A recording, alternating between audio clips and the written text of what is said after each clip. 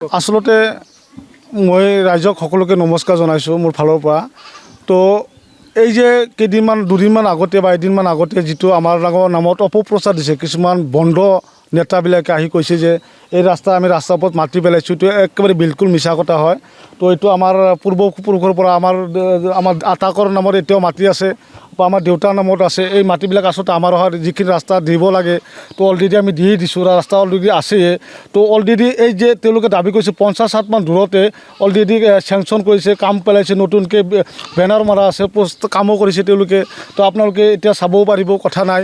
তো চাওক, এই 50 হাত ডিষ্টেঞ্চত মাজতে আমি কেনেকৈ মাজেদি আকৌ ৰাস্তা দিওঁ, যদি তথাপি যদি এই ৰাস্তাটো যদি চৰকাৰী হিচাপে যদি এইটো চেংচন কৰা থাকে বা কাটা থাকে, আমি দিবলৈ বাধ্য আছোঁ, আমি দিম।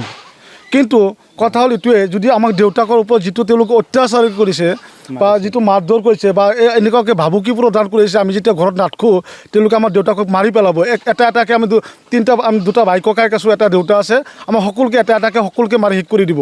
তো মই চৰকাৰক আহ্বান জনাম এইটোৱে, তো যাতে আমাক অলপ আপোনালোকে চৰকাৰৰ ফালৰ পৰা যাতে আমাক অলপ নিৰাপত্তা দিয়ে, যাতে আমাক যদি এটা কিবা কৰি দিয়ে আপোনালোকৰ পৰা যাতে আমি ন্যায় বিচাৰ এটা পাওঁ। সেই আশাৰে মই আপোনালোকৰ মাজত মানে মই হাতযোৰ কৰি মই অনুৰোধ জনাইছোঁ। তো আচলতে বিশেষকৈ আমছেৰ আলী হামেদৰ পুতেক হয় আৰু চানমিয়া হয়, একাবৰৰ ল'ৰা, আৰু তেওঁৰ সংগী ভংগী কেইটামান গুণ্ডা বাহিনী আছে।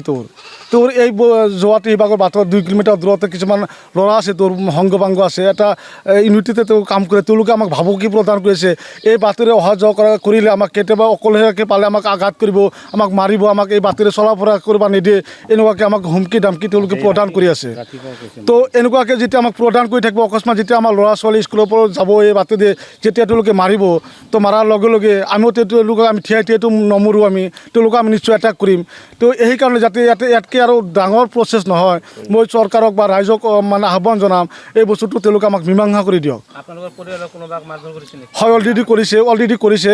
আমাৰ দেউতাকক বহুত গুৰুত্বভাৱে মাৰিছে। যদি আপোনালোকে মেডিকেল ৰিপৰ্ট লাগে মই দিব পাৰিম, বা মই চৰকাৰক বা আমি কয়াকুছি থানাত মই এজাহাৰ প্ৰদান কৰিছোঁ। তেওঁলোকে কিবা GID বা এন্ট্ৰি কৰা নাই এতিয়ালৈকে।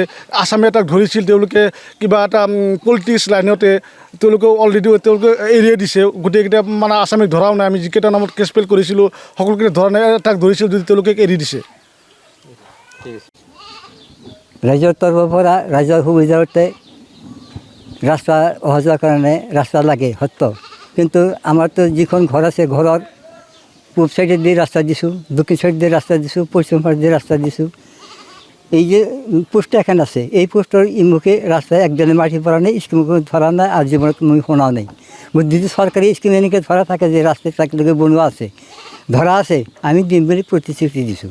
আৰু এই দক্ষিণ চাইডে যিখন ৰাস্তা দিছোঁ, সেইখন ৰাস্তা দিছি আমাৰ মাটি দি গৈছে, এইখন ৰাস্তা আমাৰ মাটি দি গৈছে, পশ্চিম ফালে দিয়ে আমাৰ মাটি দি গৈছে। গতিকে ৰাইজে যিখিনি খুজিছে সেইখিনি আমি গোটেইখিনি ঘৰ বাৰী এৰি কেনেকৈ ৰাস্তা দিম, দিলে আমি ক'ত থাকিম? আমাৰ থাকিব লগা ঠাইতো থাকিব লাগিব। গতিকে আমি অনুৰোধ জনাইছোঁ, যদি চৰকাৰী মতে যদি এনেকুৱা ৰাস্তা ধৰা থাকে বা কাটা থাকে, আমি দিবৰ কাৰণে বাধ্য আছোঁ। নাহকৰ বাবে আমাক কেনে ঘৰৰ পৰা মাতি আনি আমাক মাৰপিট অত্যাচাৰ কৰিছে। আমাৰ এইখিনি আমাক এনেকৈ মোক মাৰপিট কৰিছে, নুশুনাকৈ। যিটো মাটি যেতিয়া পেলাই, ট্ৰেক্টৰ যে মাটি যেতিয়া পেলাই থাকে, তেতিয়া আমি টোপনিতে আছিলোঁ, মোক মাতি নি চোতালৰ পৰা মোক মাৰছে, চোতালত মাৰছে, আমাৰ নিজৰ ঘৰত চোতালত মাৰপিট কৰিছে। মাৰিছে আহমেদ আলী আৰু আমছেৰ আলী, এই দুটাই। আমছেৰ আলী ভাঙছে, মোবাইলটো ভাঙছে, আৰু ভাঙা মোবাইলটো এতিয়ালৈ আছে। সেইটো ছোৱালীৰ হাতত আছিল, ছোৱালীয়ে আমাক ধৰি দিছে, কাঢ়ি দিছে, আৰু দুটা চৰ মাৰছে। মাৰিলে কিয় আপোনাক? আমাক মাৰিছে, মাটি কোনে পেলাব দিছে, এইখিনি হৈছে আৰু বেলেগ সোধা নাই। কোৱাৰ লগে লগে মোক মাৰিছে, বেলেগ একোৱে সোধা নাই, তাক মাটি কোনে পেলাব দিছে এইখিনি মোক সুধিছে আৰু মোক মাৰিছে। এইটো ৰাস্তাৰ দক্ষিণ ফালে যিটো ৰাস্তা আছে আমাৰ মাটি দি গৈছে, এই যে মোৰ ঘৰৰ পৰা যিটো দক্ষিণমুখাকৈ ৰাস্তা গৈছে, এইখিনি মাটি মোৰ মাটিৰ ওপৰত দি গৈছে।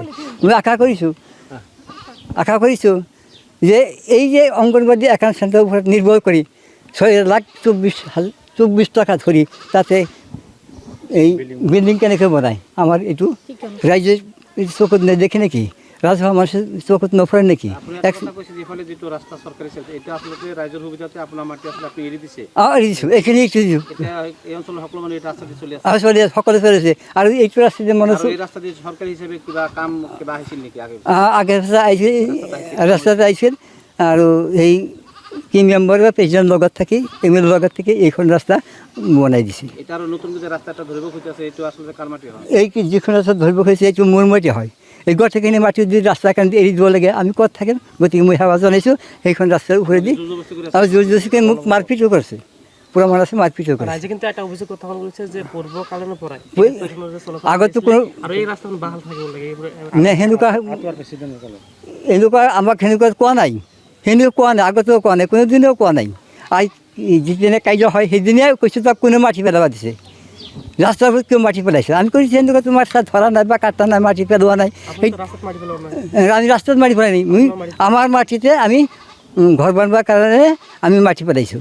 কি আহ্বান জনাব এইখিনি মই আহ্বান জনাইছোঁ চৰকাৰকো আহ্বান জনাইছোঁ, ৰাইজক আহ্বান জনাইছোঁ যে যিটো সত্য উদ্ঘাটন কৰি সেইটো নিষ্পত্তি হ'ব লাগে। যদি এইখিনি আচলতে পূৰ্বপুৰুষৰ ৰাস্তা হয় তেনে আপুনি এৰি দিব? যদি কাটা আছে, ৰাস্তা ধৰা আছে বা কাটা আছে মই দিম, যদি নাই তো মোক কিয় মাৰিছে? এইটো ৰাস্তা ধৰা নাই, এই যে পোষ্ট আছে এই পোষ্টলৈকে এটা মানুহে আছে আৰু ইয়াৰ পৰা বেলেগ এটা মানুহে কাম কৰিছে, এই তাৰপৰা বেলেগ এটা মানুহে কাম কৰিছে। হা আপুনি কিবা আইনী কাষ চাপিছিল? মই আইনৰ কাষত কাপ চাইছোঁ। যেতিয়া মোক মাৰপিট কৰিছে, অন্যায় অত্যাচাৰ কৰিছে, তেতিয়া মই আইনৰ গুৰিত প্ৰশাসনক কি আহ্বান জনাব আপুনি? আৰু কি আহ্বান জনাব? আহ্বান এইখিনি জনাইছোঁ যে সত্য উদ্ধাৰণ কৰক, ন্যায় বিচাৰ কৰক। ঠিক আছে। যিকোনো খবৰৰ বাবে যোগাযোগ কৰক আমাৰ এই নম্বৰত 9181 307 221।